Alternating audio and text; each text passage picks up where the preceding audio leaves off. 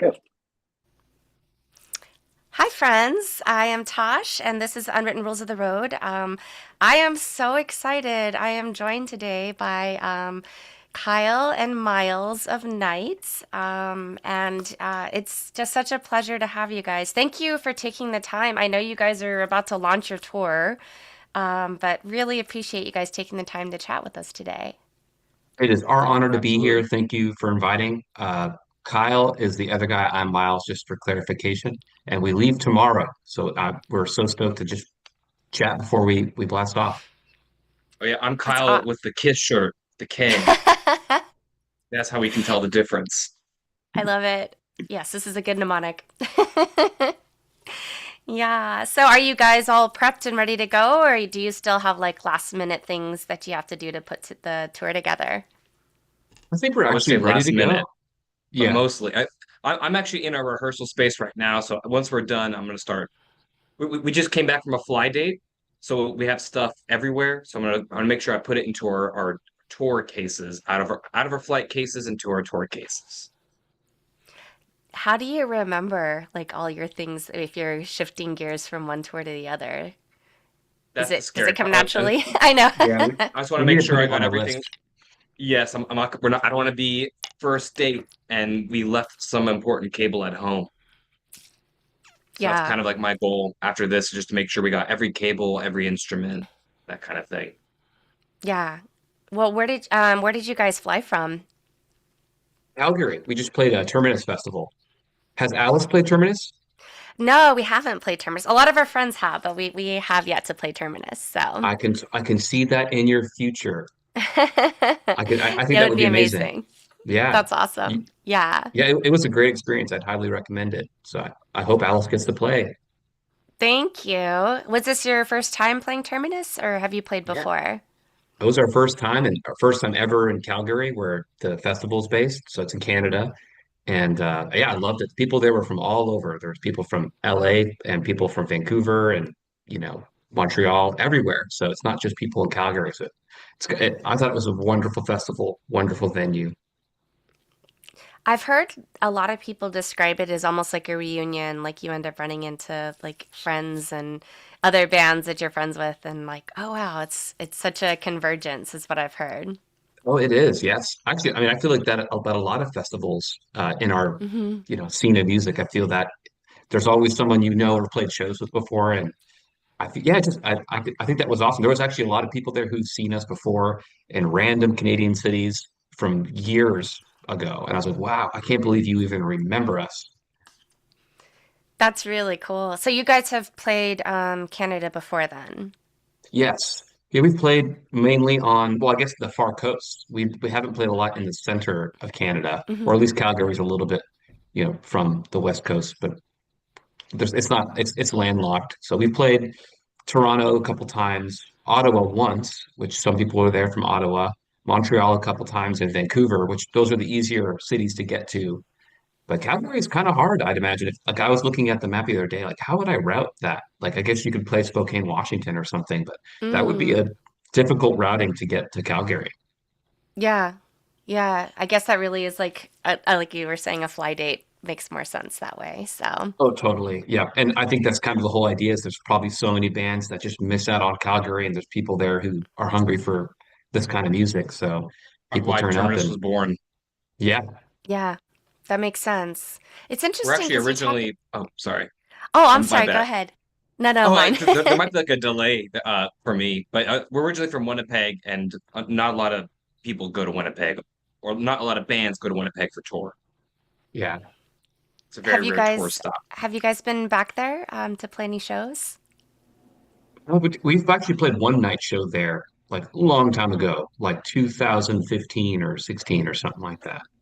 And that was it. It Yeah. was a good show, but it is hard. We've never played Fargo before, so I feel like that would be the closest city. And then after that, Oh, Minneapolis. So maybe we could do Minneapolis and then get to Winnipeg. But that's still that's like several hours on the road to get there and a border crossing. yeah. I mean, we've played Fargo in Minneapolis. We've never Oh, played nice. Winnipeg ourselves, but it's awesome. They have great music scene in both regions, so highly Really? recommend That's it. Okay. if Yeah. Minneapolis. We've been there just yet to go to Fargo, so we need to play Fargo one day. I was going to ask you guys if you guys played Canada. So Mankind is Obsolete has played Canada, but Alice never has. So we that's on our bucket list. So yeah. We're your fortune cookies. I can see it in Alice's future. Yes. I appreciate that. And you will play Fargo one day. Yeah, thank you. Nice. Yeah, Yes. that would be cool. Yeah. No, it's interesting when you're planning your routing, and especially if you have like a certain amount of time that you can be on the road and you have to be like, okay, like we were talking about Florida before the stream started, and it goes so deep south that you have to be very intentional about your like figuring out what places are possible, when you go out. So, Yes, oh, absolutely. That could be a challenge too. mm-hmm. Yeah. Do you guys do your own tour routing and booking, or do you work with somebody? For the longest time, we did do our own booking, and actually, this is the first year ever we've worked with booking agents.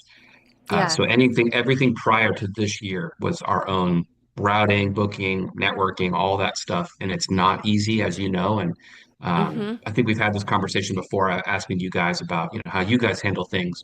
And I mean, yeah, it's a whole different beast, and I think there's pros and cons to either side. And I think for us, especially with our limited availability, I think this year's been great because our agents are keeping us busy. So, Yeah. yeah, I mean, booking your own shows, I mean, as you know, like you get to pick, but at the same time, um, it's hard. It's so hard. Mm-hmm. Yeah. Yeah. I mean, like you said, I could see it like both ways being like the pros and cons of like, getting to create your own, communities and networks. But I guess the great thing too, because you guys have already done it, is that you have a really solid idea probably of where you like to tour, like seeds that you've planted yourself, and Oh, then definitely. yeah, yeah. Totally. I think for us especially, it's just the cities that we want to return to because we've had such great experiences there. And I think really what we've noticed is just building community or just coming back to these communities to experience something that we've maybe built by opening for other bands over the years. And I think booking, at least for ourselves, booking ourselves, getting back to those cities was very difficult. And a lot of Mm-hmm. these times will be slotted to be on a tour only for it to be canceled or stuff like that. And then we're like, well, how are we going to get back? There's no promise of that. And yeah, it's just, I mean, I think that's probably why I think right now we're very grateful to have a booking agent right now. Yeah. Yeah, especially if you have a good relationship and, the tours have been great. So, yeah, that's awesome. Yes. Yeah. Are you guys I remember like either reading or hearing somewhere that you had been on Cleopatra and then you were independent. Are you still independent from a label at the moment? Yes, we are. Yes. We Yeah. did We released, two albums. Oh yeah, yeah. Kyle, you go ahead. I'm sorry. I was okay, we're probably going to say the same exact thing, but yeah, we Yeah. released two albums through Cleopatra for the years 2015 through 2020, like just a two album cycle. But Hmm. everything before and after has been self-released. Yeah. Yeah. That's awesome. Are you producing the albums yourself or are you like working with other Yes. people? Yeah, Very actually, well, cool. the two Cleopatra records we actually did have. We did work with other people to mix and master the records, and that was actually great. I feel like independent, like it's kind of like the whole booking agent thing. I feel like the landscape has changed so much. I would think actually in favor for record labels right now, or maybe not in favor for record labels. It's so easy to upload your own music and create your own music. So I feel like, man, working with record label was great. I think we learned a lot from it.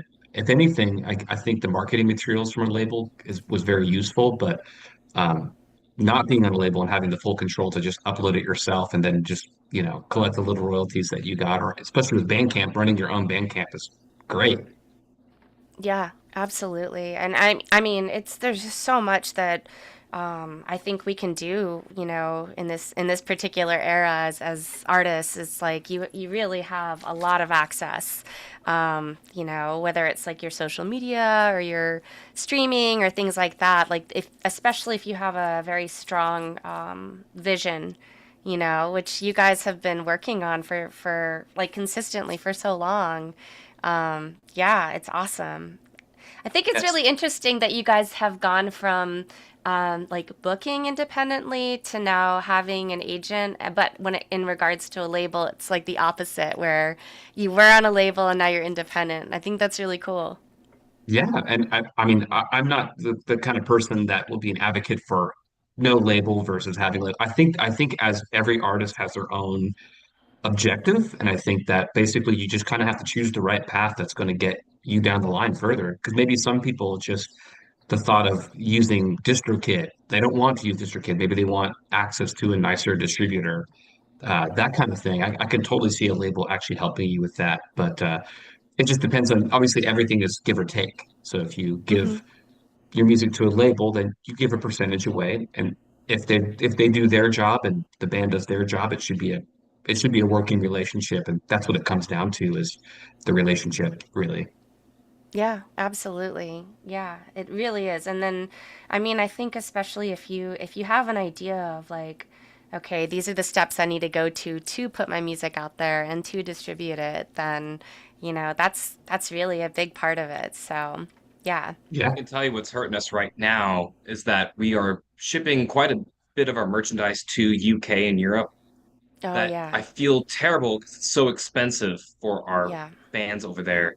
I was actually Yeah. kind of curious if you guys do you guys have any advice on that, or what do you guys do with your European sales? So, you know what I was doing right before this? I was making boxes. Yes, but I'm yeah, still, yes. And yeah, that's I also feel what I'm going you. to be Like, doing tonight before we head out. yeah. It's just literally packaging everything, doing our last merch drop off. But I guess with Yeah. your European sales, I guess do you guys just ship it yourselves, or do you guys have a Hmm. distributor there? Yeah, So we've been using like pirate ship to do all of our shipping, which is great. But I feel you, like the UK box that I just packaged costs $100 to ship. Okay. Yeah, That's probably it sounds like yeah, I think our there's no way yeah. around it. Maybe for yeah, it's yeah, just a burden. I feel bad. yeah. I mean, it's a great question because I'd be curious myself. I'm not sure about y'all's like all the things that you ship, but we have like a pretty sizable amount of things in our boxes. And so, yeah, I'd be curious if it might be better if we found people maybe abroad, like it might be able to like help cut that cost because I feel the same. I feel really, really bad about that as well. So, Yes, we actually got an email yeah. last night. We have a supporter who wants to help us with this because she knows that, I mean, generally, especially when someone buys a record from us, just we're mainly shipping vinyl records, is like $60. And that's just, Mm-hmm. yeah, it's just astronomical. Yeah. And no one's been, the band isn't benefiting from this cost. I mean, Yeah. the, the, the fan is, the supporter is not benefiting from that extra cost. It's just so costly. So if anything, Oh, it's just such yeah. a detriment. Yeah, absolutely. Honestly, I'm finding the shipping cost even domestically have been pretty bad. Like, Yes. we did our Kickstarter last year, and when we were estimating shipping costs, it was literally half of what it is now. So it's doubled in terms of how My much it's gosh. costing to ship. Yeah. So the one thing that I noticed that helped is that when it's just like a vinyl or a CD, I use media mail. We do But too, they will yeah. ding you. Yeah, if you have anything else, like they won't let that go through. So, Yeah. yeah. Yes. Yeah. Yeah. It just sucks. But yeah, I guess it just seems like Yeah. everyone's going through the same thing unless you have some Hmm. sort of distributor, which maybe we might look into if the right deal or right program works out. Seems like Yeah. everyone is facing the same problem. Yeah, for sure. No, I think that's definitely I love that you brought that up because I'm literally like I've been living in shipping tape and boxes. So I'm like, yes, I feel you on this one for sure. Yeah. Yeah. And I mean, especially like you were saying, like it doesn't benefit the artist. It does, I mean, and the people that are supporting us have to spend that much more. So, yeah. Yes. I mean, it's a big honor that somebody will spend that to get something physical from you, but at the same time, I just feel so terrible because I want everyone to have a record. And Hmm. records are, I mean, obviously, especially being an independent band, there's no promise of there even being another batch. Yeah. So basically, I want everyone to have at least one copy. So, but yeah, Yeah. then having to pay twice the price to get it, it's just crazy. It is for sure. for us, like this is the vinyl I've been shipping out is our first vinyl, and it's like so exciting, like because as you know, just to be able to produce a vinyl, like it takes a lot of money to do that. So Oh yeah, yeah. like you were saying, it's such an honor when you have people that support, like wanting that, and that makes it possible. Totally. Yeah, Well, I'm glad we're yeah, not the only ones. We talked to some yes. other artists who we're friends with, and it is a struggle for each of them. And some people have other things like one of our we're actually friends, and we produced her album Tanya cassette. Hmm. She has like a label maker, and she has ways to kind of like help with that. But generally, most people like us are just doing it themselves, boxing it themselves, and shipping it themselves. So I mean, it's yeah, it's just a process. Yeah, it really is. It really is. I feel like I've learned a lot from the process where I'm like, oh, okay, like, and it's given me a whole different level of respect for like people that, are in similar boats. Where I'm like, wow, this is what they went through to like make that package happen for me. So, yeah. Yes, yes, and also certain places are way more expensive than others. I think Australia was very expensive, and Mm-hmm. Brazil, Yeah. but yet Europe is not as bad, but it's still pretty bad. Yeah, yeah. I mean, I was curious, like when you guys are playing your shows abroad, are you like bringing your instruments with you, or are you guys using instruments over there? We are bringing our instruments with us. We're bringing basically a condensed version of what we usually use, which is great. I mean, it works the same. But we only bring one guitar, one bass. There's no if I break my guitar string, there's a replacement there. Thankfully, no guitar strings were broke during that tour. But Yeah. and we've condensed our synthesizers to these M Audio little key rigs, and then we have a little Roland synth thing. It's basically the synth brain, and that's pretty much it. And then we don't fly with merch though, or at least for the last tour, it was about 12 or 13 shows in Europe, and we shipped our merch over to Oh, Germany. okay. We We Gotcha. also got lucky ordered Yeah. with that. we ordered it in Europe and then they shipped it. We Yes, kind of had like a little bit of a buddy deal. And then he lived in Greece, so he shipped it to Germany, which was significantly cheaper than ordering it in Germany, actually. So yes. Yeah. we kind of shopped around. Well, we got hooked up with a tattoo lady in Berlin, and she stored our t-shirts, like big boxes, like 400 t-shirts, or something around that ballpark. And she has a little tiny tattoo shop in Berlin. I was actually very honored that she kept those boxes for like a week. She also That's doesn't even know awesome. us, Oh so yeah, she I'm did. glad Yeah, that worked out. Oh, that's some real love. yes, Yes, Miles and I have to talk. Like we need to find a way to. It's kind of hard to pay people in like Europe, like in terms of like you can't just simply Venmo them or something like that. So we have to find a way to gift her yeah. We would something. love to. Like, Just yes. Honestly, I wish I remembered her tattoo shop so we can give her a shout out. But I don't yes, remember it. You'll probably remember as soon as the stream is over. Yes, That's how it yes. usually works.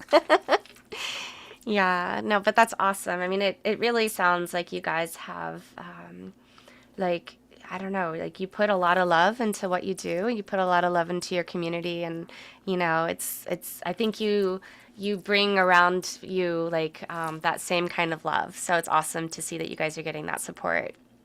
Thank you so much. I mean, honestly, you've been watching us and we've been watching you guys, and we've known each other for a long time.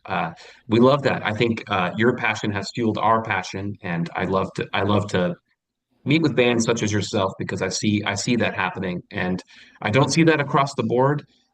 So yeah, I generally am fueled by that. Iron sharpens iron here.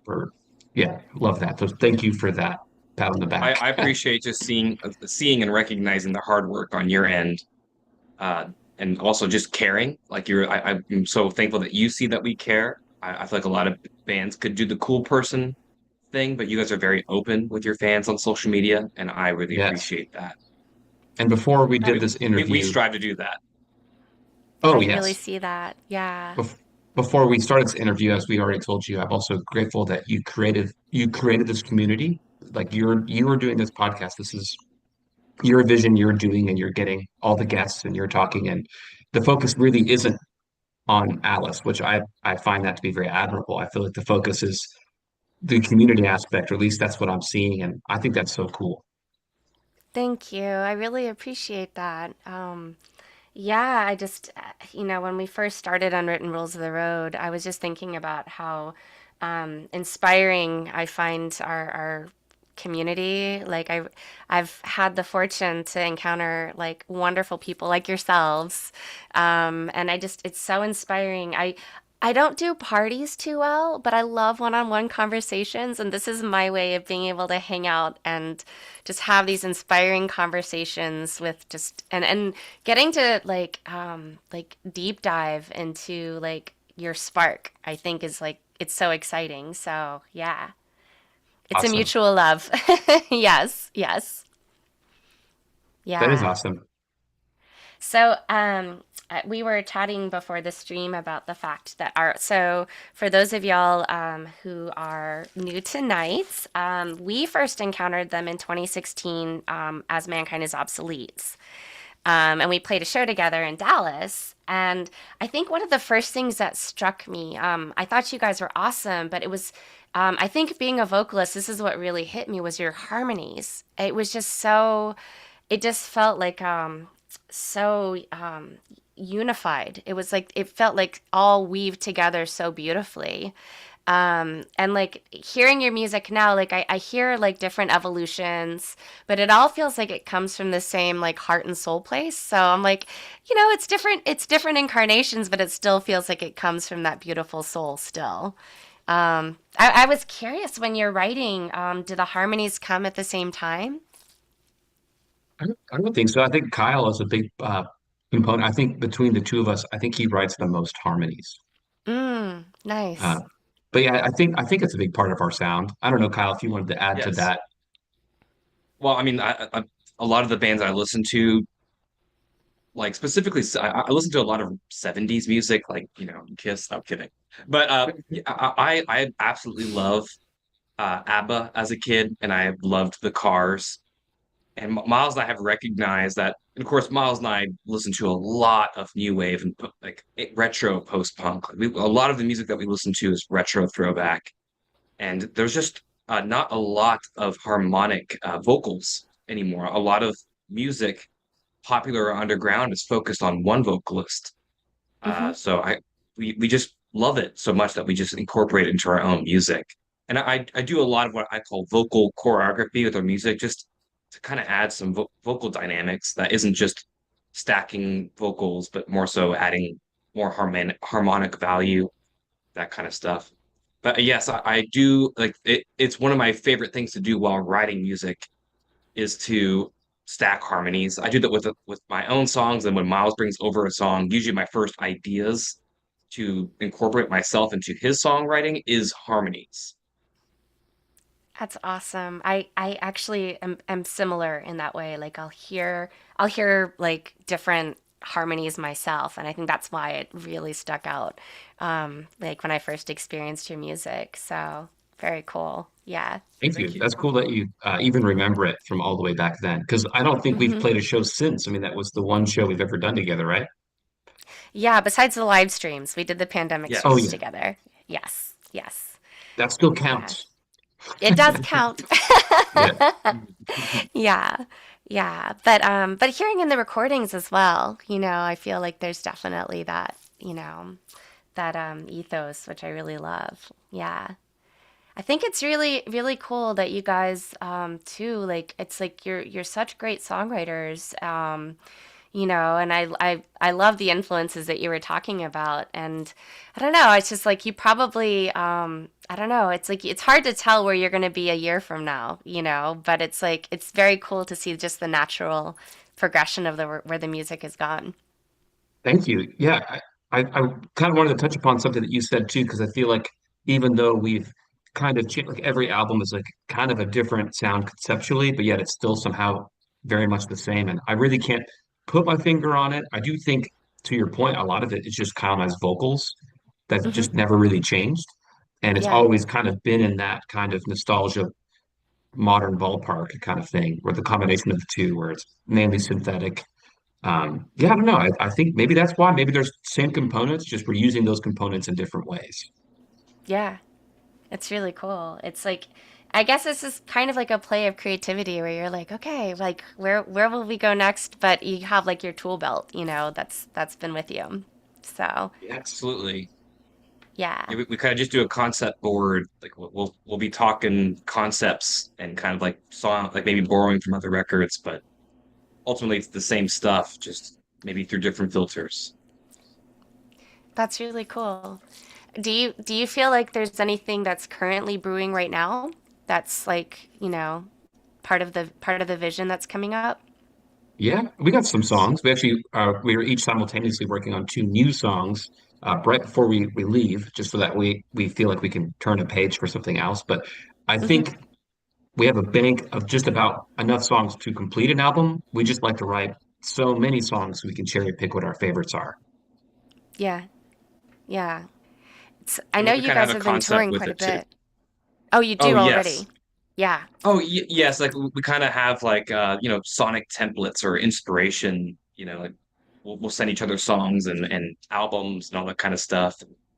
Just kind of base our 'cause, we're two separate writers, two separate producers. We don't want Hmm. one guy producing and writing in a different world that the other guy is. We kind of want to be in agreement of what we're writing and producing. So these upcoming are like our bank of 10 songs are basically all in agreement right now, if that makes sense Yeah. with each other. But uh but we've been doing that per album basically just to make sure that we're on the same page. Yeah, definitely. I mean, I don't know about you guys. Like for us, sometimes it's like we'll have sort of the intention of a concept, and then I find that sometimes it morphs, like as we go along, where I'm like, oh, okay, this is definitely a little bit of a different beastie than when we first started out. I think Totally. that would be Uh, like what would be the Alice sound basically. So you have a concept and then basically Yeah, when you complete it, it sounds a little bit different than what the concept may have been. But I feel like that's probably what makes you guys you guys. yeah, yeah. I don't know. I think it's really cool. Like as well that you guys have been like working together like this from the very beginning. Yeah. Yeah. Did you guys have any projects that you did together before? Or was this like the main focal point from the get-go? yeah, we were in a band before, but it was exactly the same. It was me, Kyle, and we would oftentimes have a drummer. It was very electronic. It started Yeah. off that we would have two synthesizers. One left hand would play bass and the right hand would play the melodies, and then one of us would play guitar. But then Yeah. eventually we learned how to like program tracks and stuff like that. And it was essentially the same thing. Our vocals styles were the same. It was very 80s synth inspired, so I feel like in a way, Night really is kind of the same thing. And we've Hmm. been doing this since, we were 15 and playing shows in Dallas where we live. Yeah. So we've been kind of here doing the scene thing for so many years. Yeah. I think it's really like Dallas is always, in my mind, because I grew up in Lubbock, and Oh, nice. if I wanted to go to a good show, I'd go to Dallas. Like it was like I kind of put it on a pedestal where I was like, Dallas has such an amazing music scene. So that's awesome that you guys, like, were able to like, I don't know, test the waters out there. And I know like the Dallas had like the church and stuff, right? Yes, yeah, and it still Yes. exists. We used to go to Yeah, the church when it was in a different building, but we've yet to go since it moved like many years now. I think several yeah. years. But that's cool that Yeah, you the even know Lizard about the church. Lounge. Yeah, the Lizard Hmm. Lounge. Yeah, yeah. And it was like 18 and up, so like that was our first club experience, and we would go often. Yeah, it's cool that you had that experience because I feel like every city, and this is what I love about touring. It's like it has its own community and it has its own like culture. There's different there's just and it's so many different styles of music. When we played in Montreal, actually, I noticed like it was a lot of very symphonic metal. There was a Yeah. lot of symphonic metal bands, and they were great. And I was like, gosh, I can hear how people can definitely influence each other. When you grow up and playing in different bands together. So, yeah, a lot of So great did Texas you bands. did you say that you lived in Montreal? Yeah. No, no, just played a You show. just played Just played a show show, there. okay, Okay. and you just Hmm. recognize that. Oh my gosh, there's so many. Like maybe even researching. There's just so much symphonic Yeah, metal a bands. lot of Yeah, symphonic metal bands. Yeah, and it's really that is cool. true. Yeah. with places, I mean, even with Dallas, we have a large, like in terms of alternative music, most of the bands are active rock. Hmm. If it's not country or funk or something like that, there's Yeah, I Yeah. so feel I like think that is interesting. Dallas is really big on like R&B as well. Yes, yes. Oh, There's not a lot of traditional kind of alternative bands in this area that you can kind of Metal link is up with really and play shows. metal is Metal also is really big probably here. a Yeah. larger. That is very true. But I imagine being in LA, there's probably just everything there. oh yeah. Yeah. There's no Yeah. shortage of any kind of genre. Not at all. Yeah, it's pretty much like everything you can imagine, which is great because there's classical music. So if that's your focus, like there's so many different avenues that you can explore that, and just all the different subgenres that you can imagine. So yeah, it's a great place to learn and grow and find other people to create with too. So yeah, I bet you can find a Viking funk band with slap bass, but they have Viking inspired lyrics. I bet you that exists in LA. I bet you're right. I would like to discover this. Yes. Yes, If not, yes. someone's going to create it for sure. It's going to I happen. know. The seed is planted. It starts Yes. here. Well, now that it's been spoken into the ether, Yes. it's Yes. over. You There's going guys to have be a made a few, Viking. yeah, Oh, Viking sorry. funk bands. Yeah. You've made a few predictions Yes. so far, so Yeah. It's all going to Yeah. happen. Yeah. yes. Yes. So, your tour, it looked like it's a really sizable tour that's coming up in both like the US and also abroad. Um, are you guys taking little breaks in between?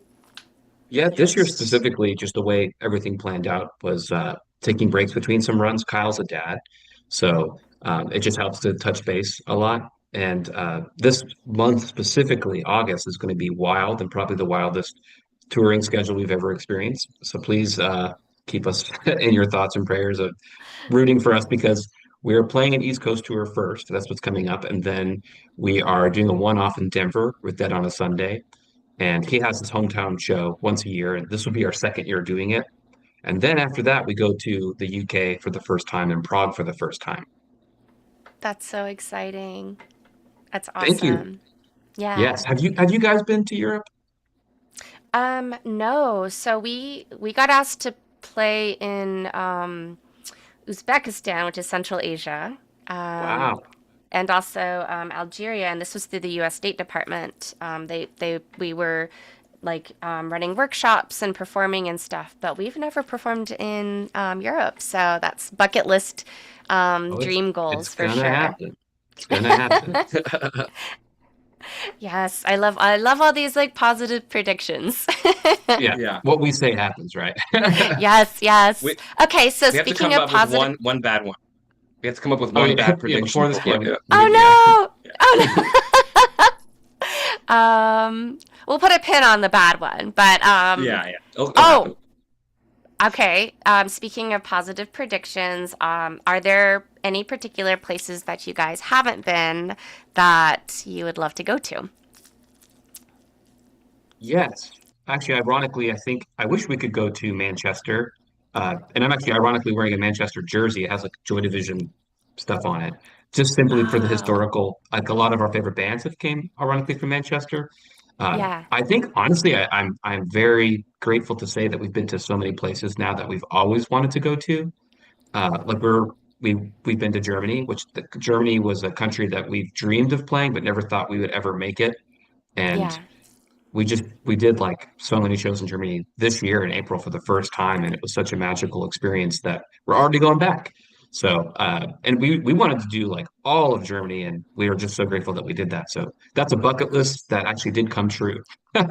I love that. I love The that. question was that we haven't Yeah, been where we to haven't. before. Yeah, I just Hmm. wanted to be I positive and see. like I think Yeah, yeah. Manchester would be a city we'd like to play. But I don't know, Kyle, if you have a different one than me. I mean, we have played in the city a long, long time ago. That I feel like we only played there once. That doesn't count. But I feel like St. Louis is a city that I think that Miles and I should play at least once. I mean, I don't know if Yes, you've ever been there before. yes. We love St. Louis. Yeah, it's like actually a regular stop for us. So Okay. Yes. Man, yeah, I feel we like keep we need to missing out. converge. Yes. Yeah. It's awesome. Like we did a little acoustic run last year. And it was amazing. Like people were dancing to our acoustic set and my little heart, I was like, you guys, like you're just dancing to my little piano. It was so sweet. But they have like the sweetest, best community. I love them there. So yes, highly recommend St. Louis for sure. Oh yeah, it What kind keeps of coming piano up on did the you? plans. Oh yes, that was Oh another yes, yeah. question I had. What What was kind on of my piano mind? did you bring on the acoustic run? Okay, so I found I don't even remember like the name of it, but it was like this foldable MIDI controller. Okay. It was like an 88 key because I play a full keyboard, like semi-weighted thing that I can fold up. And of course, I will remember the name as soon as the stream is over. Okay, So, But at least yeah. I was just wondering if it was like, one of those electric baby grands or something like that where it's still very heavy, but you could plug in and not have to worry about tuning it. But MIDI controller fold up. I mean, that sounds nice. Yeah, That sounds very light. it's the closest thing to being able to like play the way I like to play. Of course, there's nothing like a real piano, but it's I Yeah. feel like it's close. It's like you get sort of the weighted feel, and I didn't want it to be too much of a hassle in terms of like traveling with it. So yeah, Did you have that's like a awesome. Good. sustain Yeah. pedal at least, or was it I just did. Yeah. Oh nice? good. Okay. Yeah. Oh, I, not playing with sustain pedals so hard. Yeah. yeah. On the laptop, you have to set the release just perfectly right and then just It's bear through true. the muddy moments. Yep. Did Yep. you bring a Exactly. spare? Did you bring a spare pedal? Because Sustain pedal? those things, I the did. sustain pedals, I feel like the electronic ones, I feel like they just stop working sometimes. They do. They do. And you have to know their tricks. You have to make sure the polarity is on right. And Yes. I love Yeah. that we Yeah. can nerd out about this together. Yes, you I got one understand. right over here. Oh, yeah. It's That's lasted, but yeah, awesome. but Yeah. I'm always playing with the switch back here and stuff like that. Yeah. The one I use That's at my home looks probably like a my guitar favorite. pedal. Yeah. Oh, it's the one that he had the line. Is it? Pro line, yeah. Well, I'm Yeah, sitting Pro right there. line. There's a Pro line. keyboard, there's a piano, like, Yeah. MIDI keyboard right here, right in front of me, and that's why I have the pedal right here. That's cool. I actually used to, so early Alice, I used to play with a wah pedal sometimes with my keyboard, which was really fun to do, like putting it through the guitar wah pedal. So Nice. yeah, yeah. But I always have to have a sustain. That's important. Yeah, I can't Yes. do piano without it. Well, I mean, I feel like it's not playing piano, I guess, at that point. It's not Yeah. expressive or not as expressive without it. Yeah, it feels kind of like a wet tennis ball if you're hitting it against a wall. You know what I mean? Where it's Oh, like, that's pretty oh, good. Yeah. yeah. Yeah. So, do you guys both play synth when you're okay? Oh, Yeah. yes, Yep. we do. Yeah. Yep. The only thing different that we do live would be that I play bass and he plays guitar. Mm-hmm. Yeah. But everything else is pretty much mirror image kind of thing, just because that's how our life it's not that intentional, but it kind of became intentional over time that we do the Yeah. same things on stage. Yeah. No, it's awesome because I feel like it's like especially with both like guitar, bass, synth, or it's like it gives you kind of access to do like a fuller sound, I think. So I love that you incorporate all of it. Um, Yeah. Yes. yeah. Definitely scaled down so it's tourable. Like obviously, every band is no short of some criticism and just we can't bring everything in the studio to a live show, especially if we're Hmm. coming from Dallas to like a venue like the Milestone, like we were talking about earlier. It's just, the stage is limited in space, your van is limited in space. So, but we do what we can, right? And Yeah. we're at a point now where we're no longer bringing guitar amps. That was something that we bring every show. Now we're using amp modelers called Head Rush. And then our synths are like compartmental too, which we're not flying with those things. And I think that for as a touring musician, especially if you're going to fly, it needs to fit on an airplane. Yep. Yeah. Also, the synth parts that we choose to perform live are not something that needs 12 polyphony.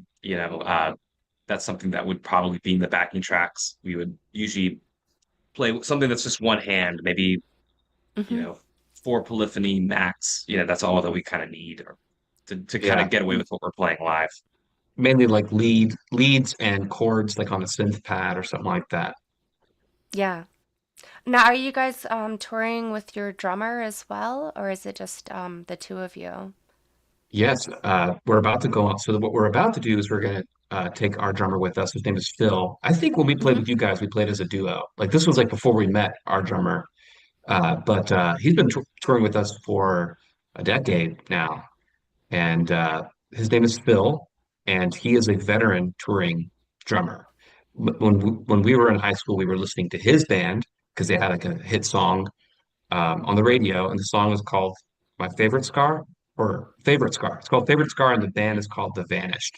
And we went to go see what's called the Edge Fest here in Dallas. It's a radio festival, but they would have major acts like the ones who headlined that year was the Killers. That was the last band, but before the Killers was My Chemical Romance, and before My Chemical Romance it was AFI, and before AFI it was Muse. And well, essentially, like all these top name bands were playing, but Phil's band played that show as well. So I would have never have thought that that dude with the mohawk would essentially be in our band one day. I love that. I love the full circle and like just the fact, like you were saying, like you just never knew you would be at that spot. That's amazing. It's Oh really yes, yeah, cool. Yeah. talented guy. Yeah. Gosh, it makes all the difference when you feel like the right synergy and lineup. Like it makes all the difference in the world.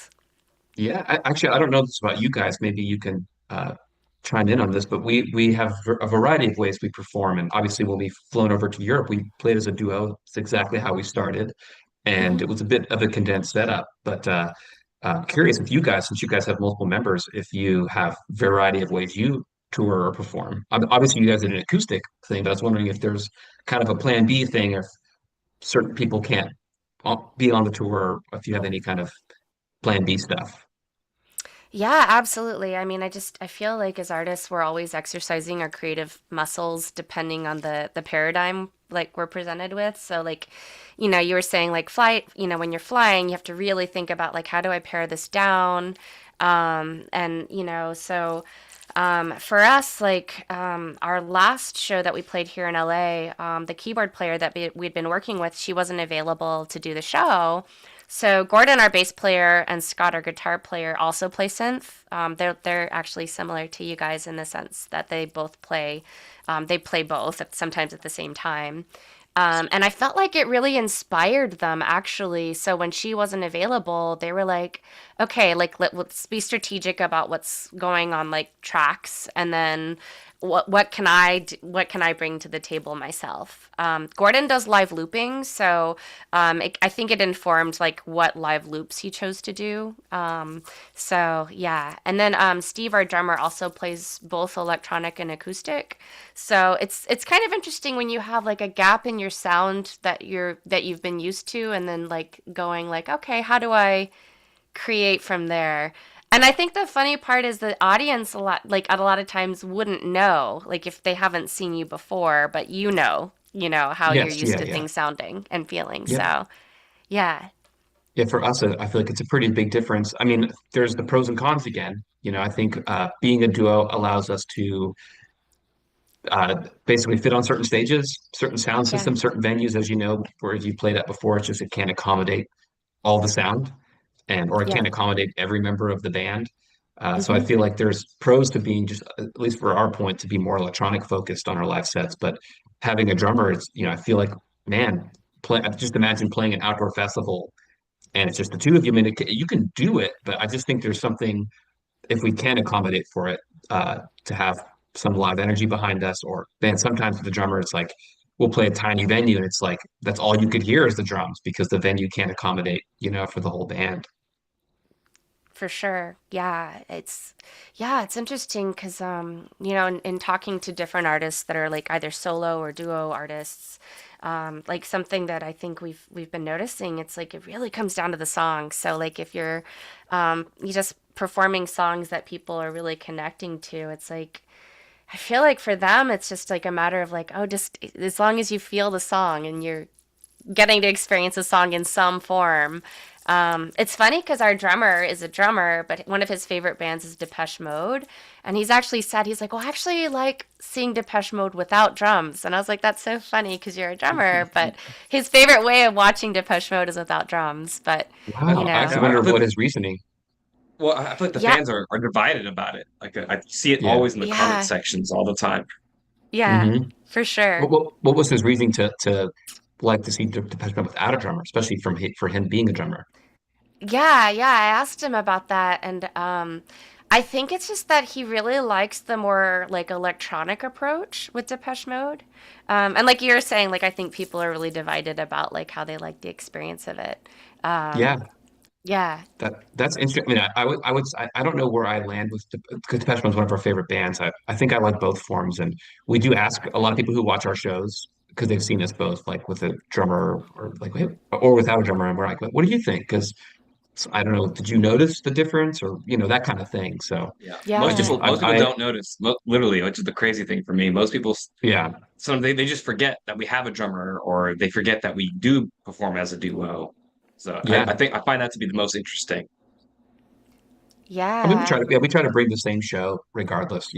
Hmm. For Yeah, us, I mean, I think we just like the live drums, but it does come to a head when we're at a venue and it's just like, oh, we can barely fit on the stage, and the microphones are going to be picking up the cymbals and all this other stuff. So I think it depends on circumstance, but obviously we love having our people with us on tour and stuff.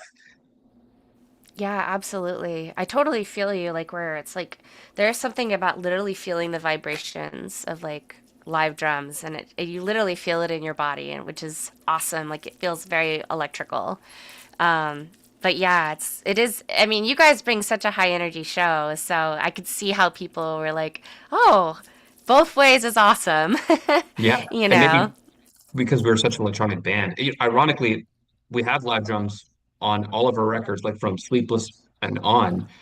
Live drums are in the recording, and I think that we are still very electronic and dancey. That maybe that's why people don't think of it because it works as a duo, Yeah. but it also works as because I guess the way we produce those drums is to be danceable and feels like a drum Mm. machine, but it's actually Phil drumming. So maybe when people see Phil drum with us, they don't. Maybe it's just, that's why they don't notice that we have different shows, just because it's coming from the same place. Yeah, I could totally see that. Especially, I think Depeche Mode is similar in the sense that like there's something very danceable about it. Like, so even if that like live drums are being used, you feel like this certain danciness about it. So yeah. I like what you said, though. I think it's about the song, and I think that's Hmm. probably what it is. If someone knows our music coming to the show or beforehand, and they're hearing this song being performed, I think that's probably the best part about it. I think it's that connection with the music. Oh, absolutely. Absolutely. It's like when you go and watch the artists that you're really like excited about and you have like your favorite songs or whatever. And like when that song comes on, it's just like, yes, I just want to hear this song. I'm so happy to hear this song. Yeah. Oh my So, gosh, yeah. What yeah. was the last concert you went to and you had that experience? So, I actually got to interview Daniel Graves from Aesthetic Perfection, and I got to go to Nice. his show afterwards. It was synchronous timing. It was awesome. And so, yeah, there's actually several songs I was like really excited to get to see live. And they had just toured in Europe themselves. And so it was really interesting to see, like, because I got to see them at the Whiskey. I saw y'all are actually going to be playing there in November as well. Yes. Um, yeah, On this tour, was the band Julian K on the bill? yeah, yeah. Okay, yeah, that's who we Julian were K. shooting with. and Yeah. that's so cool. Oh, that's gonna Yeah. be a great show. Awesome. Yeah, we highly look forward to it. We're joining forces for this tour. So I think it's going to be we're very excited about it. So we've played with these guys before in the past. So it's cool that we'll actually do a full leg of a tour together.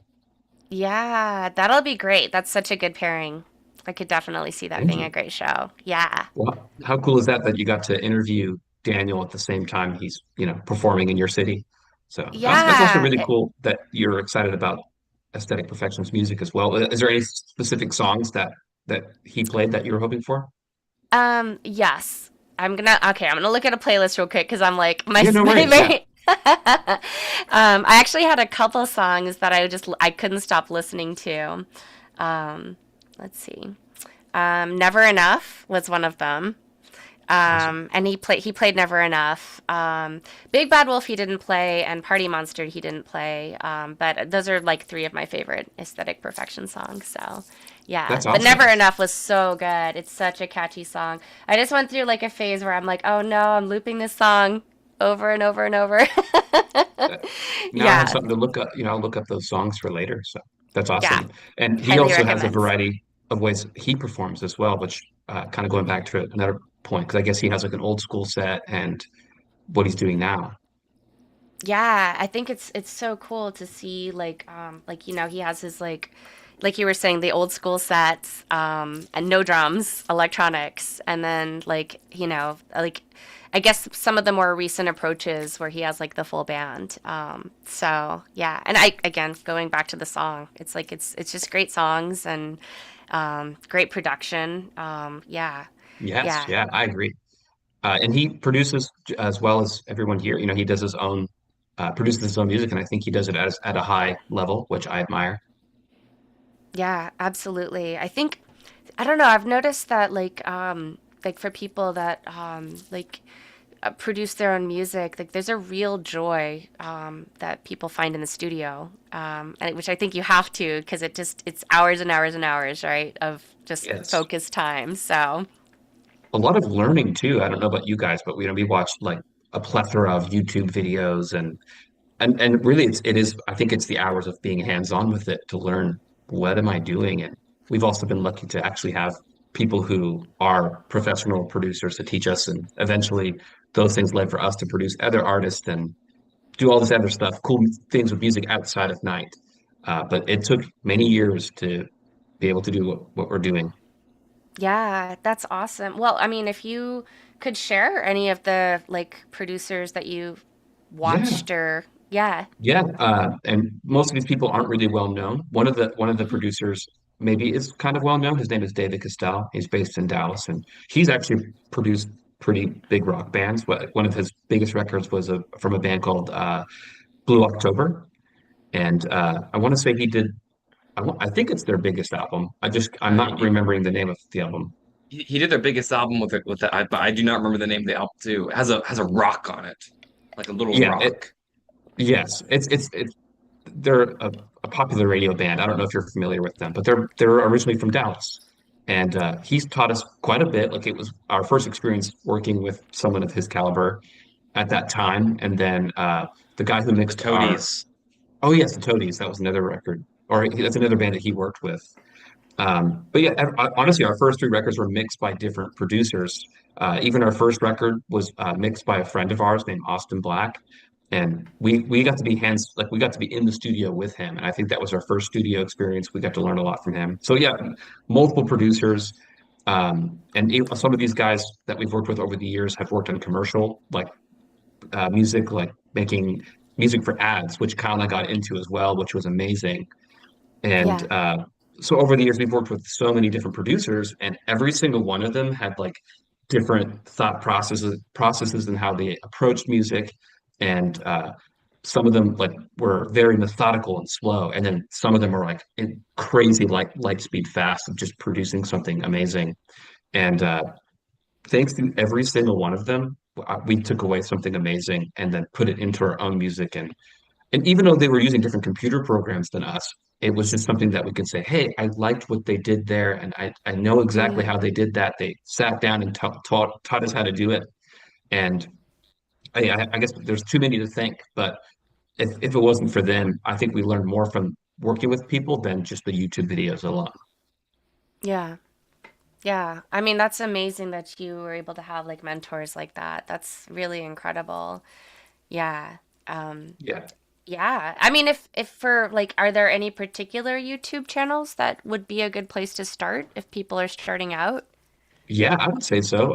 And I know this may not be what you might think firsthand, but Rick Beato during the COVID time or during 2020, he was putting out videos called "What Makes the Song Great," and Mm, basically it was mainly like 90s grunge stuff, and it was super inspiring. yeah. But if you watch those episodes, he actually has one about The Cure with "Just Like Heaven," and one of my favorite episodes he did was about the Smashing Pumpkins, the song 1979, and he is the producer in the music industry, so he's able to pull out these stems, like actual like isolated recordings of the vocals or synth parts in the background. And I think that even though we've already had the experience of the years prior of learning from producers, it was cool to hear him do that. I think anybody who's approaching producing should watch those episodes specifically. Now he's mostly focused on like interviewing, but if you watch those What Makes the Song Great series, I feel like you're Yeah. gonna like learn a lot about how to build an interesting track. And then there's a British guy, and I always forget his name. Kyle, I don't know. Do you remember him? I have to get. Do you have your phone near you? I don't have my phone near me. But I kind of want to say going back to Rick Beato because he kind of exposed how much production and songwriting go in tandem together. Mhm. Because Yes. he'd Yeah. be showcasing these stems, and you kind of realize that that's a big part of what makes the song great is how something sounds, not necessarily just chords Mm. and melody. And so I felt like that was kind of an eye-opening thing for Yes. me every time. And it kind of helped me recognize why I liked XYZ song that he covered. On Yeah. the Oh, more that sounds great.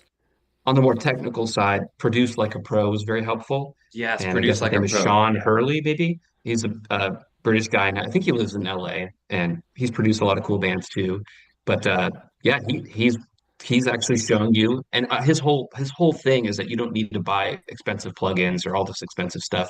His whole thing is that he tries to inspire you to use your own computer program the way it comes stock. Like it all comes stock with the compressor, it all comes stock with EQ. Those things may not be as good as maybe an expensive plugin, but Kyle and we haven't bought into plugins or anything like that. We like to use pretty much our Reason software. Was it last year, Kyle? Universal Audio. Uh, I guess I don't know the term, but they are It's a essentially gave light us sponsorship. They have like a yeah light sponsorship sponsorship. with UA. So, And we but that have was our first they gave us experience. tons of gear. I don't know if you can see this, but they gave That's us awesome. mics. We're connected with the Spark. Uh, they have like this plug-in kind of ethos that you can download. So we're connected with Spark, and then they also gave us a few guitar pedals, Yeah. So That's so a lot of cool. gear. but us Yeah. starting out, we never had plugins. So when Universal Yes. Audio stepped in, it was our first experience using plugins. So if there's any young producer or someone who doesn't matter how young you are, but if you're just now starting to produce, you don't need those fancy gadgets to start. And honestly, you can make great sounding records without all that expensive stuff. All you need's maybe just a one microphone and an audio interface, and you got it. Yeah. Yeah. That's I awesome. got to It's very showcase this too. inspiring. This is the Oh, audio what is interface they this? gave us to the vaults. Yes. Yeah. But it's just something Oh, that UA gifted us. And obviously the Apollos are what everybody goes crazy for, but it was just so cool to upgrade, right? Because we've been using your Scarlets, forever, Focusrite. and yeah. then Hmm. they Everyone makes upgraded fun us of to it. the yeah. Yeah. But now it's Yeah. cool to have something like a Vault. It's better. But obviously, when you go into a professional studio setting, people would be using an Apollo, but I feel fancy using this Vault. But do you like it? Oh Oh, I yeah. love Oh, it. absolutely. Yeah. Yes. Yes. Nice. Nice. So you can So I don't tell know the if you difference guys then. I can, especially workflow wise. I can Hmm. definitely tell the difference. If I don't know, you guys track yourselves too, right? You guys mix and Hmm. record yourselves. Do Yeah. you guys use something like a UA, Apollo, or maybe you guys are using Scarlets? There's nothing wrong with Scarlets. I just they get memed a lot about in the production memes, but it's what are your kind of favorite studio tools? So this is a Scott question. My studio tool is piano and paper. Nice. Okay, Very cool. cool, cool. Yes, yes, but if Scott wants to chime in about this, Scott. No pressure, Scott. Yes, Yes. yes. Gordon and Steve also Steve tracks his own drums, so he has his own studio where he tracks his drums, and same with Gordon. I am just very fortunate to have bandmates who know their way around the studio. Yeah, I'm here. Yeah. If yeah, I would love to chime in for 1 second. Yeah. Yes, But yeah, yes. I freaking love. I do own a U80 Apollo. I've had it for Okay. Nice. like 6 or 7 years, and the thing is such a beast. It's held up for that long, and it's been the centerpiece of like all of our recording. From vocal tracking, obviously guitars. Steve has his own like studio setup where like he's got like all the 500 series lunchbox. Like he has some serious like awesome analog gear, that we're tracking through. But honestly, like going through the Apollo, it's just the same. There's no difference to me. So Oh yes, yeah. Everyone yeah, swears by the Apollo. I don't think I've ever met someone who hated it. yeah, no, it's so great. But yeah.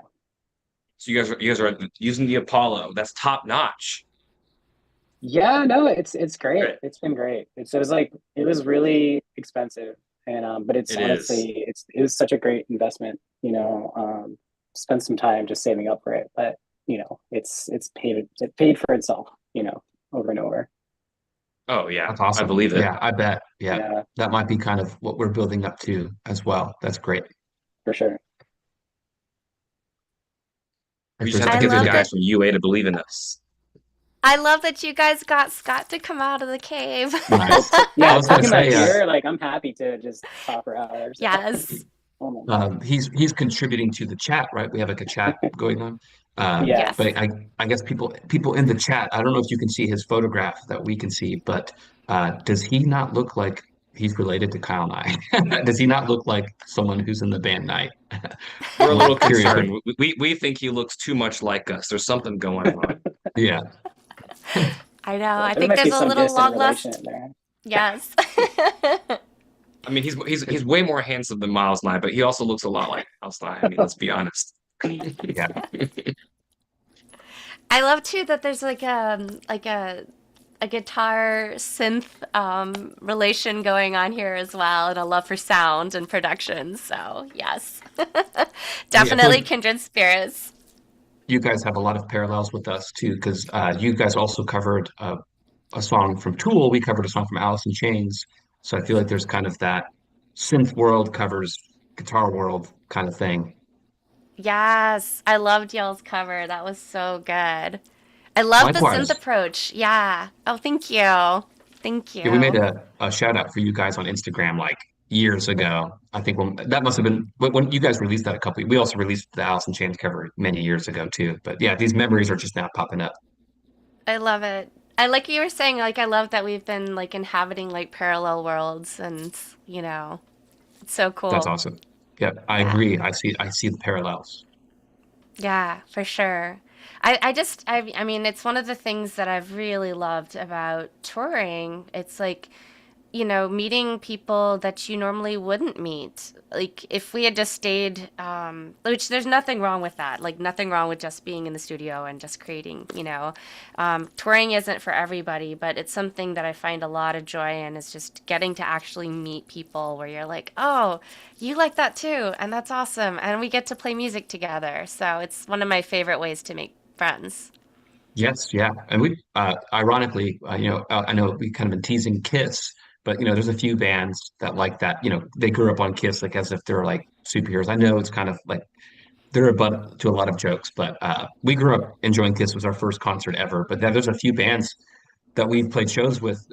Most notably, is the band we took on tour with us. His name is Panic Priest from Chicago, Yes. and Also on our Yes. live stream that we did. Yeah, he was on yeah, our he live was Yes. on. stream He was too. on that show too. Yeah. He was on that show. But yeah, we recently took him out to play some shows with us, and he's a Kiss fan, or at least a childhood Kiss fan. So we have a lot of these conversations, and but yeah, I just kind of love the little parallels that everyone has in this little small community. Yeah, absolutely. Actually, it's really cool. One of our friends in the chat is Cranial Press. This is Zach from Des Moines. Said a few years back there was a Facebook post put out by Night that said something like "Alice in Chains for vampires." I did a double take and have been a fan ever since. Wow, okay, that's true. Yeah, and I actually think that's kind of what our cover turned out to be. That's amazing. I'm so glad. You said Zach. Was that the? Yeah, Oh, thank you, Zach. yeah, I'm so glad you found our music. yeah. Zach is awesome. We've been working with him. He came up with those little. I've been making these little treasure boxes, these little wooden boxes, and so he helped come up with that. And he's been doing all of our shows in Des Moines, and Okay. just Nice. incredible. Yeah, incredible Man, we person. missed Des And Moines. Oh no, we're going to be in Des Moines. We're going to be in Des Moines. Maybe Zach will come see us at the Neurolux yes, in Zach, go October, watch I them. think. Oh, Nice. Yeah, I in would love. Yeah, October. What? Or No, is it this is September? No, it's Des September, Moines. late That's September. Iowa.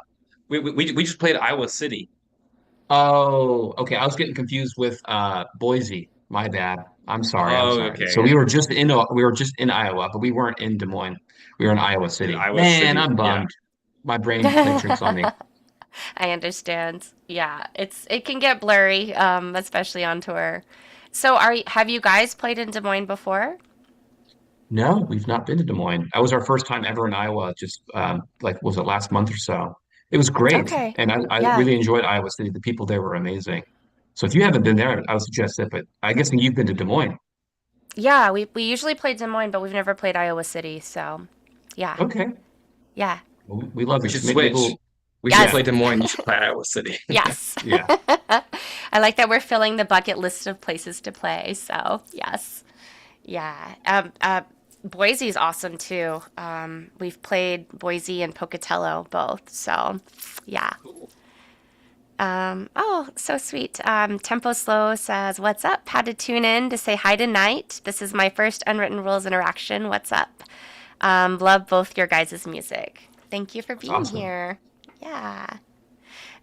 Phoenix is asking, what Phoenix wants to know if you like pickles and hot sauce. Never tried it I've never before. had that. Yeah, I never had them. Yeah. Maybe in a sandwich, I've probably had pickles and I can hot actually see sauce. that going well together. Yeah, Yeah. yeah. So you're Is fans that of like a culture thing? individual. Yeah, I we're mean, also we love spicy stuff, so I think Oh, that we would yeah. be nice. down. Yeah. Yeah, that sounds proper. Like a good sandwich with pickles and hot sauce. Mm-hmm. Oh Oh, yeah. yeah. Buffalo Yes. Is this chicken a sandwich. Put some pickles on there. Yes. is this person's name Phoenix? They're not from Phoenix, right? No. No. Okay. So I was wondering. Phoenix is in Louisiana. Yes. Okay. So that makes sense. So maybe this is a Louisiana thing. Could be. I mean, I've had my share. I love pickles and hot sauce myself. So yes, I think we share the same like love for all things spicy and pickles. Yep. Nice. Nice. Well, I'll try it then. Yes, highly recommends. I mean, do you guys like on tour, do you like do your own cooking or do you end up like eating out mostly? Probably eating Cheeseburger, out. French fries. Yeah. Unfortunately, I mean, there's times we'd bring like bread and peanut butter, that kind of thing, Mm-hmm. but it gets messy and it doesn't last. So yeah, we end up eating out a lot. We're lame. We actually we like to find Chipotle's or Cavas or if you're familiar with Cava, I don't know if they made it out everywhere yet, but anywhere where there's rice and chicken, we tend to stop there. Yeah. That way you can get some Stay vegetables lean. like yeah. Yes. Yeah. Yeah, everyone's different with like what their go-to touring I know you fare guys cook. is. Yes, Oh I do the yeah. cooking. Yes. Lucky. Yeah, I have my little slow cooker and rice cooker that I bring with us. So, and Nice. spices from the Shire. Yep, because I That's like things amazing. spicy. Mm-hmm. Oh yeah. We do bring a French Good. press with us just so we can get our craft coffee. Oh, Hmm. We're very big on third oh. wave single origin beans. Put that in a French press. Oh yeah. So Okay, this is how we you have our save own on a coffee grinder. bill. That's Oh yeah. smart. It does, Oh yeah, yeah. that's And true. We do. we do save money. Well, because like Starbucks Hmm is like $5 a cup. Oh, So it's like easily, yeah. forget that. You get Yeah. 1 cup a day, it adds up. And we Yep, like to This is have two me also cups too. a day.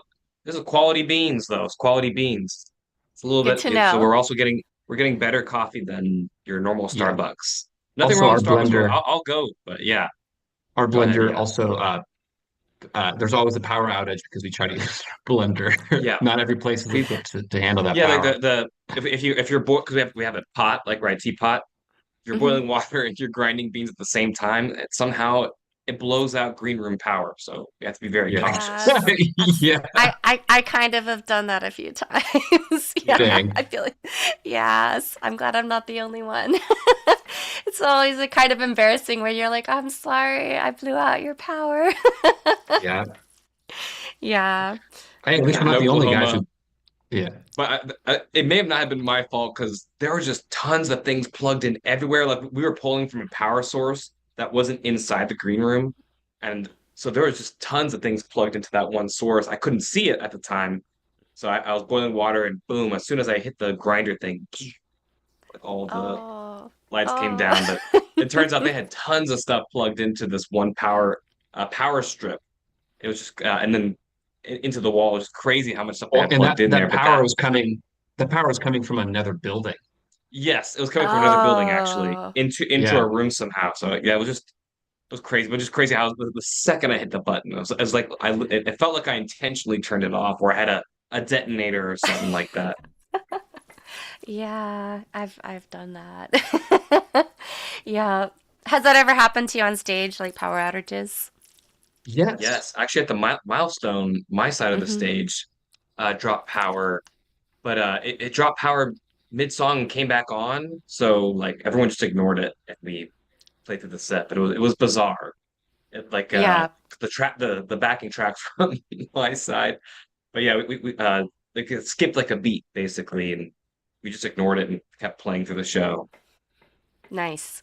Yeah. But that was scary. Has that happened to you guys? Especially, we I know we use stage MIDI lighting, so we have to be very cautious. And I know that you guys also use stage lighting as well. So I'm wondering if Hmm. that's ever happened to you guys, or maybe you wish someone communicated to you certain power sources. Oh yeah. It's happened actually several times. So we were playing Wasteland Weekend, and it's out in the desert. So understandably, power is always like kind of iffy when you do like outdoor things. And so the power went out, and Gordon actually brilliantly just grabbed a drum, and it turned into like a drum circle. So everyone was like playing some kind of percussion, like the audience was in it with us, and then the power came back on, thankfully. Yeah, when and Gordon used to tour with the ukulele, so used to write like really silly, like you spend hours in a van, so we'd write the silliest songs on the ukulele. And so like if the power ever went out, we'd always have these like silly ukulele songs, like poop in a bag, like ready to go. So it's it's kind of funny when you go from like, your darker music, your synthy music, and then here's the ukulele guys for our He's commercial ready to do break. his own show. He has, and it's Yeah, so good. Yep. and that makes it So, even better that it's good. So people are captivated with whatever he's doing at all yeah. times. Yeah, he's awesome. But yeah, we've had a few, and it's like I think you just kind of get used to just sort of like you were saying, you just kind of like you felt the beat skip, but then you'd learn how to navigate that so that doesn't completely stop your show. Yes. Yeah. Yes, yeah. Yeah. I Oh saw wait, this wait, it actually really happened to Oh, us in sorry, go ahead. Vegas, Miles. I was like, Oh, I just did remembered it? this other time where yeah, we're in Vegas where Oh, yes, the yes, yeah. That yeah actually just literally stopped the show, though. that But did that stop the that was a show. Yeah. yeah, that was but only for like a few minutes. But it was definitely like the situation there was pretty sketchy. Hmm. Oh, yeah. Yeah. Yeah, I saw a Bjork show actually, and both of her laptops died. So we actually Hmm. got to watch her do. She was traveling with her orchestra, and it was amazing because she ended up doing these songs like acoustically, which was such a treat. Like I love her electronic stuff, but it was really cool to see that side. So That's yeah, amazing. yeah, yeah. It was That's a good definitely rule. like yeah, just bring something acoustic with you as a Yeah, backup. like just be prepared for something like that. That's crazy, but honestly, great. Yeah. Yeah, it is kind of funny how little hiccups happen like that. But yeah, I was like, we've had our share of power outages. So yeah, yeah. Dang. But good for you guys. Yeah. Oh yes, I think other people are sharing our love of coffee. Good. Coffee for me is very necessary on tour. Like I set the intention of trying to like not do coffee on a tour, and it usually lasts for like a couple days. Yeah, it's kind of a For me, necessary it's just thing.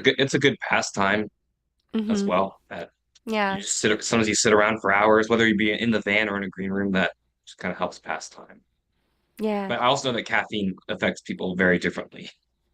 This is So true. I wouldn't blame someone who is trying to get off of it. Yeah. Yeah. Well, what do you guys usually do in your downtime on tour? It is coffee. Actually, coffee is a big part of that for us. I think it's the ritual of making it. Like that's why we like to grind our own beans and use an electric kettle. But I actually think something about that is calming for us. And Yeah. I don't know, it just kind of helps pass the time. I think you could wait all day for food, but then your food is literally just, what you can get, whatever restaurants around. So sometimes there's not much to look forward to. But I think for us, I think the coffee is just enough for us to just feel like the time goes by, and you have this hot Yeah. drink that you can sip, even though we're in the hot summer right now. But we'll still be drinking hot coffee. Yeah, not a problem for me, that's for sure. Yeah. Yeah. We actually don't really do too much venturing out. I feel like most days on the road for just about every band is a show day, and I always feel like, especially when we're a full band, things like sound checks, setting up merchandise, just doing all this stuff, it literally eats up the entire day until doors hit. And then when doors hit, Yeah. Miles and I would try to save our voice, and that's what we are talking about coffee. That's where the coffee comes in. But other than that, there's not really much time to walk the streets and discover this little cool little knickknack store and buy Yeah. gifts for home. I, I feel like I I wish there was wish more we time to did that. have that time. Yeah. Maybe if we ever were to hire a crew with us to sell merch or, you know, uh, maybe stage tech or stage manage our set, maybe we could just literally walk in and play the show, that we'd have time to do those kind of things. But Yeah. yeah, we really don't. Maybe on a day off, we'll try to intentionally be in a sit down restaurant just to spend time somewhere that's not a green room or a van. Uh, but I think or in most time those days off are laundry days Or drive or days. drive days. Like we literally have to drive 18 hours to make it to the other side of the country, kind of thing. So yeah, I Yeah. feel like it's really hard to do those kind of family special moments, but when they happen, it's always a good time. One of my favorite moments would be eating at Olive Garden with Dead on a Sunday and the funeral portrait. We went there kind of like as a joke because we're family, right? That's the Olive Garden thing. So we all packed the place, and that was just funny and fun. That was probably like something I would like to do more on tour is to maybe grab dinner with all the bands on the road with us or something. Yeah. How about you guys? Is there specific things that you guys like to do? Like I know sometimes bands will make sure they get a hotel with a gym in it, or they'll bring their bicycle and they'll ride around. No, no, it's funny you mentioned that because it's like, yeah, it's like you get to go to all these really cool cities, but it's rare that you actually get to like actually really get into it. I try to act like if we get to a place early enough, like I do like to at least try to make a little walk around the block, as long as it's safe. And if there's Yes. anybody, if there's anybody there, Pete's actually in the chat and he's in Savannah and he introduced us to this awesome coffee shop. I love coffee myself. And they had painting at the coffee shop, which was so fun. So it's like, yeah, you get to have like little mini adventures when you can, but I feel you. It's like so often I feel like you have to conserve your energy and your voice, like you do have to be pretty mindful of that, especially if you have a longer run. Um, Yeah. Well, yeah. you're a singer too, so yeah, I feel like that's another hmm thing too, is protecting your voice all day. Yeah. Yeah. Especially like, because we run our own merch ourselves. So I try to ask for help before, before we perform. I can do it after, but yeah, like I've noticed that if I talk too much before a show, I crack. Like my voice just gets tired. Yep. So Yep. yeah. Because that's when all the More bands are parallels. playing, right? Your openers are performing, so it's super loud, and there's probably hmm DJs. But after the show, there is a DJ. Usually, it's quieter music, so you can talk over Yeah. that a little easier. Yeah. Totally. Yeah, it's like a marathon. You really have to like pace yourself where, you're like, okay, like, because I know I like sometimes when we have like a really high energy show, even though I have in-ears, and it helps, with that. Like, but though you get really into it and you're like, okay, I really pushed my voice a little bit today. And so you have to back off and, be gentle with it the next day. And yeah, it's a whole marathon run. Yep, totally. And we actually do Marathon's a we great bring way. tea. Sometimes too, we bring tea. hmm Oh yeah, for sure. Yeah, that's my go-to drink on stage is like I have a good tea with some honey. Wow, Yeah. like hot tea Yeah, adds to the heat. it does. Yeah. But hey, I mean, it's good for your throat though. So Hmm. you know, there's Yeah. yeah, definitely I mean, honestly, it actually sounds like a good idea. I don't care how much I'm sweating. I'll drink hot tea. Oh yeah. Yeah. I love all my hot beverages, like every single one. I'm like a good like tea or cider or coffee. Yeah, for sure. Yep, yep. Yeah. More parallels, more parallels. Yes, yes. Yeah, but I mean, we have had like some amazing, like, like moments where we're able to spend a little bit more time, in certain places that are really special to us. Like New Orleans is one of them. When we go on the East Coast, so Scott is from New York, New Jersey. Gordon's from Pittsburgh, and Sarah, who's singing backup with us, is also from New Jersey. So it's like we try to spend a little bit of time when there's friends and family. It's such a cool way to get to see friends and family when you make like stops on the road and you're like, okay, we get to actually stay with some family, in those certain Yeah. cities. Oh, I can Yeah. only imagine, a lot of our families are either in Canada or Mexico, and usually we don't get to play in any of those cities. However, we did have a cousin moved randomly from Canada to Missouri, and on the Yeah. way, we weren't playing in Missouri. We were on the way to the East Coast, and we actually stopped at a Chipotle just to have dinner with him. So that was cool. That's cool that you guys have people from other places to see that. That's cool. Yeah, yeah, it is very cool. And since everybody is from different places, it's awesome to like some start putting faces together where you're like, "Oh, wow, this is your brother," and to get to know people and their families like that. So, yeah. Man, that's awesome. Yeah. Oh, by the way, Zach says that if he knows a guy in Des Moines, if you ever need help with shows there. So, Okay. Yeah, yes. we'll take Yes. that. Yeah, we need to Yes. go sometime. Yes, you do. It's awesome. Thank you, Absolutely. Zach. Yeah. Thanks, Zach. Yes. I see a Jersey represent from Pete. Yes. A Jersey transplant because you're in Savannah now. So, yes. Yeah, we have awesome contingent of our East Coast people. So, yeah. Yeah. So I guess all your bandmates are based, like they live in those different cities. No, well, we all live in LA now, except for Sarah. She's up Okay. in Oakland or up in the Berkeley area. But Okay. yeah, everybody else is in LA. We're just from different places. Like I'm the Texan, but here in LA now. Wow. Yeah. So That's cool. yeah, Also cool that you're yeah. from Lubbock. That's cool. I love that you know Lubbock. Yeah. Not I mean, everybody does, so yeah. we've never played a I was show there actually before, but oh, I was go on, actually just Kyle. there visiting. Oh, really? Yeah, we have an interesting story. We kind of encountered a second cousin just because his last name I knew for a fact. If you have that last name, we are related. And we found out that we shared the same great grandmother.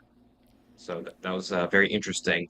That's how we Wow, became friends, which is wild. So we became good Yeah. friends. Yeah, so I went out to visit him that's in really Lubbock, cool. of Wow, all small world. places. Especially Yes, since most of my family lives in Canada, and actually even for him, most of his family lives in Canada and Mexico. So it yeah, was kind of interesting how that worked out. that's really, really cool. I love the small world. That's so cool. Yes. Yes. Yeah. Especially for us, since a lot of our family does not live in the United States. So Hmm. if we ever played a show in Lubbock, then we'd be like you guys. We get to go see someone we're Oh related yeah. to. I'd be Yeah, stoked to make that. But I can see the excitement because I would love to do stuff like that for sure. Yep. yeah. Have y'all gotten to play in Mexico? No, I maybe hope that is a goal for us next year, and hope that we can work that out. Actually, I Yeah. would love to play. Have you guys been there? Mm-mm. I've heard such great No. things. Like we've had friends Yeah, that have played there, but yeah, we've never played ourselves. Really want yeah, to though. I would love to do that. So I know a lot of darkwave listeners are out there in Mexico. So it's like, yeah, bring me down Yeah. there. Yes. Yes. Oh my gosh, I'm sure that people from Mexico would love Night. I could totally see Thank you. this. Yes. Yes. Yeah. I've heard like great things about like Mexico City and some of the border towns. Like we've played in Laredo and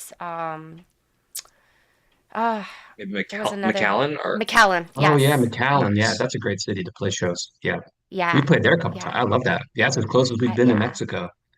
Yeah. We played in down south in California. We played in Mexicali, I think, or El Centro. We played in El Centro Okay. Yeah, yeah. a long time Awesome. ago. Yeah. San Diego too is awesome. Oh So, yeah, yeah. I love San hmm Diego. yeah. Our drummer's from San Diego, so he's got his family contingent there when we go down there. So, yeah. That's awesome. You guys are Yeah. from everywhere. We are. Yeah, kind of all over the place. But that's cool that you guys are, have family in both Canada and Mexico. And did any of your Canadian family get to see you guys when you played in Canada? No, yeah, unfortunately, I mean, I guess we have some people that we know in Calgary. Actually, we did get to see one of our dad's old roommates. He Hmm. came by and just kind of showed us around the city a little bit. So that was pretty random. Like, I guess you know what? It's Yeah, we true. Yeah. did get, yeah. And Yeah. that was actually really cool. I'm actually happy that I mean, we've never met him before, but he just came by and drove us around. And He took so, us to a Portuguese restaurant, and so I felt like there's no Portuguese culture like Portuguese from Portugal culture here in Dallas. So it was good Yeah. to eat at a proper Portuguese restaurant. yes. So I don't know if you guys have Portuguese. You guys probably for sure do, but I don't know if you ever have experienced Portuguese food or No, I drink or anything like haven't. that. I would like to, but yeah, now I have another thing on my bucket list that I need to experience. Yeah, no, it was Yeah. great. And I guess in Canada, there's just so much more of that. So many people from Portugal immigrated to Canada, so they just Yeah. have. It was called a club. It was honestly pretty odd because I never seen it before, but it's a Portuguese club, and I guess you can pay a membership to experience Portuguese culture or something. You didn't have to Wow. pay a membership to go there, but I guess that's how no one gets paid. Like none of the servers take a wage. Everyone's just volunteering, and the food was amazing. So I thought that was kind of cool. That is Miles, really the way you cool. described it, have you ever seen the show? I think you should leave. I haven't It's seen like it. it's a Oh, pretty popular show on Netflix. But the way Miles was describing it kind of reminds me of some of the skits that are on that show. It's very cringe humor and it's all skits, but I don't know. Check it out. I felt like how Miles was describing the restaurant experience remind me of like a skit. oh no, yeah. Yeah, if that's your humor, you might. I mean, we like that. There's a lot of skits in there that we constantly quote. So honestly, if I explained it wrong, that's crazy. I will definitely have to check it out. I have this running bucket list now. I like that I'm getting lots of little inspirations from you guys. Thank you. Yeah, that's your. Yeah, it may not be your thing. I think it's one of those things where I hear from friends that it's either you love it or you just can't stand it. So you Yeah, give it a try and let us know what you think. I it's will. become really popular. So I feel like Yeah, because of maybe its you. Yeah, popularity, there's probably a little more of a divide if you like it or not. Just Gotcha. depends. Yeah. It's Yeah. very awkward for sure. But it's all skits, so it's not like he's pranking people and making people feel uncomfortable. So it's not like he's abusing the system or something. Okay, I will definitely check it out. I was telling you guys I have my last run of boxes that I need to ship out, so that will keep me company for my last little run. Yeah, yeah. Let us know pop what it you on. think. Yeah. Yes, yes. So do you guys both take care of the merch fulfillment, or is it just We okay? we Yeah, we team up. So Kyle, he yeah. he writes all the addresses on the envelopes and boxes, and we pack them together. And I'm the one who goes to the post office and does the thing. Honestly, we're actually lucky because a lot of bands it's just one person to do it, Hmm. you know. But for us, Yeah. we split the duties because it's hard. You know, it's hard to do that. And the people at the post office, they don't know that we're two people, I think. Uh, They just think we're just one person. Actually, no, actually, that's not true because we did come in together one time and they were shocked that we were two different people. Yeah, So, usually when our yeah, album drops, like like album drop day, we go. hmm. Then we're gonna have to go to the post office together, or it's just gonna be one person with a stack a of hundred stuff package. to Yeah, send. Yeah, yeah. So, yeah, maybe on Monday, kind of like tomorrow before we leave for tour, we're going to be at the post office, probably together actually, because we'll have to Yeah. separate might the have to. boxes. Yeah. Do the post office people like they recognize you and they cheer you on? I mean, I don't think they dread us because usually when we come, it's like we have a lot of packages. So I Yeah. think, and I think maybe I don't think they dread us. I think they like us, but I just don't. I just when they see us, they know that they have to be put to work. Like they have like, oh my gosh, this guy Right. has like 12 packages or whatever. So I Yeah. think it might be kind of a little bit like not necessarily positive. They don't dislike us. They're super nice to us. They love us, but they're Yeah. not like I mean, I shouldn't say they love us. They're not like, hey, how you doing? More boxes I see. It's more of like, so if anything, I think they're very casual with us. Mhm. Like Yeah. they'll have conversations with each other and they're complete, like they're talking about their lives outside of working at a post office. So I think at this point, they're just comfortable with us. They're just like, oh yeah, here's somebody I see every day. So I I think did that's see kind of, a post office lady at Costco the other day, and she didn't say hello to me. So oh, that's maybe there's bad. Oh. something there. Oh. Yeah. But she was kind of like she was doing all kinds of stuff in Costco. So Yeah. She's like, I don't just "Oh, it's it's the them, the box ones that make you person, it's work. them." Yes. Is that how it is with you guys? It's a kind of a weird relationship, or is it a very awesome? Oh my It's gosh, pretty you're awesome back. because I think that, Nice. like, at least in the neighborhood, like, they're very like artist friendly. So it's like, oh yay, you guys are doing well. This is great. Like, it's great to see that you guys are shipping things Nice. out. So yeah, yeah. I was gonna say actually, it's been a game changer for me is my label printer. I found Yeah, this Mm, awesome label printer. that's Yes, what we need to do. Yeah. And saves that's what our so much friend time. Tanya Yes. she told us to do this to do this ages ago, and I just forgot about it. So we need to do that. That will make our lives better. she just texted us before I even came on here, reminding us Yes. about it. The label printer. Yes. Yes, yes. It's like the one I use is like a thermal printer, so you don't have to refill ink or anything. So, Oh yes. Oh, man. Okay. okay. Yeah, I think Smart. Jaden is the name of it, but yeah, highly recommend. Yeah. Okay. Nice. Yeah. Yeah. It makes life infinitely better, like, and easier when you're like, "Oh my gosh," like trying to at least take out the steps that take a lot of time. So, yeah. Yes. Yeah. Then we're going to take it very seriously then. Yes, we all have our homework. I have certain like series to listen to and now YouTube channels. I'm excited to check out some of the producer channels that you guys were talking about. Oh yeah, Oh, you should yes. totally do that. Yeah. If anything, it's just more inspirational. Like it doesn't have to be so technical, depending on which video you watch. And I actually find the less technical the video, the more inspiring it is to watch, and therefore I take more out of it. Yeah. And I just feel like, man, it's just hearing those isolated stems just makes the world just open up. I'm like, oh my gosh, like I knew I heard that in the recording and that kind of thing. I don't know. Then when you go write your own music, you just feel like being more intentional about every piece to your song. Definitely. Yeah. I always love hearing other people's process, like either the songwriting or, there's different like podcasts I listen to too. That it's not just about music, but just like talk about the creative process that I find inspiring. So, yeah. Yeah, Yeah. that's awesome. I look forward to the new Alice music. I hope you go down that Thank journey and you. inspires you to write new stuff. Oh yeah, definitely already in process. Like we have a bunch of stuff that's been brewing. So, yeah, Good. just closing off so we did, really big Kickstarter last year. So once that chapter is closed, have a lot of new things on deck that I'm really inspired by. And one of the artists that I saw recently too was Bad Omens, and I thought they were Hmm. awesome. Yeah, really awesome. It was an amazing show, and the music is They probably had a awesome really too. good So, stage yeah. Yeah, production right there. Yeah, it was so that's good. awesome. Yeah, like they've done collaborations with like Health and Poppy and Hmm.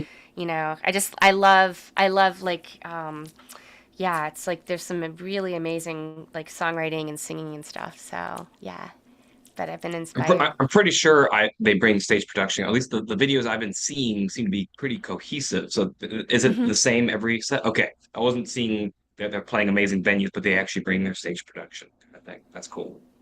Yeah. Yeah. I think the show I went with Steve and Scott. I think the singer of Health came on stage too and they did like a collaborative song No together, way. which was Okay, really cool. shoot. Yeah. That's cool. Yeah. Yeah, it was really cool. So, yeah. Yeah, well, I really appreciate that you guys like took the time. I know you have probably massive amounts of things you need to do before hitting the road. Are you guys is it going to be a big drive day tomorrow? Yep, that's pretty much Yes. it. So I guess that's why we're not sweating too hard because I mean Yeah. tomorrow's Yeah. just a drive. So packing the van and Yeah. driving to Birmingham. So Yeah. Oh, it's Vanessa Sheet says, "I cannot wait till you come back to North Carolina to tour." nice. Yeah, Nice. we love being in North Carolina. I don't know if you saw us in Charlotte or maybe somewhere else. I guess what was it? Greenville? What's the other place? Yeah, we played There must Greenville be and Charlotte. Charlotte. Most of that was, yeah. I'm getting confused with Carolina, but yeah, recently we played Yeah. Charlotte. Well, our brains Yeah. are mush right now, but yeah, because we were Yeah. just at the milestone, which we've mentioned before. So Yeah. uh, we love playing Charlotte. Yeah. Milestone's awesome. Charlotte is awesome. We absolutely love playing there too. So, yeah, some of our favorite shows actually. Yeah. But that's awesome. I think that's really smart to do a drive day first, because it does kind of like ease you into the flow of it. So, Yes, yeah. yeah, and especially just breaking up that drive. I don't know, it was like 11-hour drive or something like that for us. And Whew. Yeah. yeah, I mean, you really shouldn't do it in one day. So I mean, we'll make you shouldn't do it in a day and then play a show, but we'll make that drive and then the next day play the show. Yeah. Yeah, we're pretty similar with our approach too. Because, yeah, I think for us, our max is maybe 8 hours, maybe. And even then, it's like, whew, we feel it, but Yes, yeah, yeah. Yeah. yeah. 8 hours kind of gets a little dangerous. Mm-hmm. That's Yeah. like Do you the guys point. do you guys share driving duties on the We road try or? to. I mean, when it's just me and Yeah. him, we do. But if it's we bring our drummer, we use his van, and I think Yeah. he likes the support of his. He likes the driving seats, the most comfortable seat in the van, along with the passenger seat. So he Passenger, does most yeah. of the driving, but I guess I can't complain because then I can just whatever, just relax, and he can do all the traffic jams and the inner city parking and stuff like that. So I think. He does most of the driving, but we always offer like, "Hey, let us drive." But Yeah. I think he just likes his cozy captain chair when we get the bench chairs. Yeah. Well, is Philly going to be there tomorrow for Yep, this run? yep. Okay. Yeah. He plans on being Nice. there for all the U.S. stuff, so Okay. we'll be taking. At Gotcha. least that's the goal. I'm pretty sure he's on for everything. So We also Gotcha. bring our own sound guy, so we're starting to have a little bit of a team. yes, Our sound guy is Nice. awesome. His and name he is also Nice. helps. Miles. Yeah, but we call him Mitch. So if anybody is watching this and is going to come see us live, say hi to Mitch, and he helps us, like you're saying before, helps us with the merch. If before the show, help us, with their vocals and does sound for us, which is incredible. As not I don't know, yeah. It's just having him around has changed the game for us and has helped our lives just be much easier. Yeah, it's awesome when you find somebody that really understands your sound and your setup and stuff. It really makes a huge difference for sure. Yeah. Yes. Yeah. Well, you guys, Yeah. to everyone in the chat, thank you so much for hanging out, and for supporting our wonderful friends in NITE. If they come through your city, go and check them out. They're an incredible show. They're incredible people. Is it wearethenite.com is the best preferred way to get a Yeah, hold of you guys, and that's you're on all also the socials as well. Yep. And it's the same thing as We Are the Night. It's spelled NITE. So thank you, Tash. Yes, yes. Well, best of luck on your tour out there. I'm so excited. And I'm excited you're coming to LA. It'll be awesome to see you guys live again. We are Thank you. excited too, and I look forward to seeing Yeah. you in person again. Yeah. Yes, Likewise. yes. Well, many loves to you all. And